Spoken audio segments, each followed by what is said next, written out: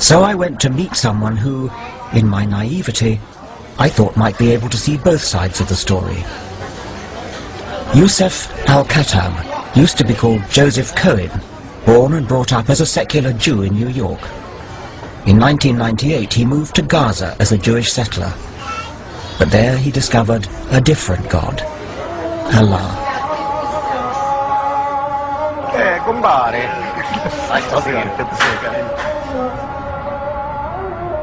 What I noticed coming to this center of world religions, what a lot of hatred religion fosters. I mean, I'm an atheist, and I'm rather gentle. I don't hate people, but it seems to me that I'm hearing hate on all sides, and it seems to me all to do with religion. I hate atheists because atheists don't care if somebody fornicates in the middle of the street. They don't care if they're women go bouncing around on TV topless. It makes no difference to them. They don't believe anything. If you don't believe in a set rule, and you believe that a constitution can change, and you can amend the rules as they go along, and you don't believe in God's rule, then what law do you have? You just have man-made laws.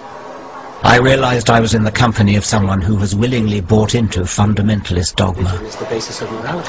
What do you think about the September the 11th attacks on New York and the July the 7th attacks in London? Okay, since you like to speak about evolution, I like to start before. What do you think about the Jews that have destroyed over 417 Arab villages, including all mosques and masjids, which wouldn't affect you because you're an atheist?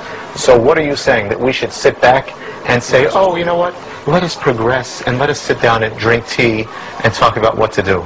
I think that's the most ridiculous thing. All I could say is, if there was no quote-unquote state of Israel, there would have been no September 11th. But if we've all got to live together, it's not going to be helped if there are people of very, very strong faith who simply know they're right and are not amenable to argument, because there's somebody out there who's just as faithful as you and has his faith just as strong as yours, which is opposite to yours. You see, the problem is, Richard, I think that you have fear. You know that this party of occupying Muslim lands and polluting society with these evil ideas that are around, it's not going to last forever. There will always be the soldiers of Allah there to give the response to this. So we also want the same thing. All we want is that we want the non-Muslims at this point off the lands of Muhammad sallallahu alaihi wasallam. All the lands of Muhammad, we want the kuffar out of it. Do you want Islam to take over the rest of the world? Of course I want it to, and it will.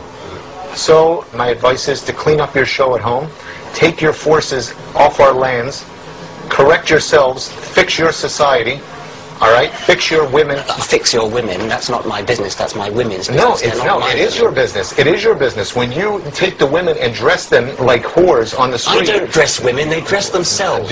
But you allow it as a norm to let the women go on the street dressed like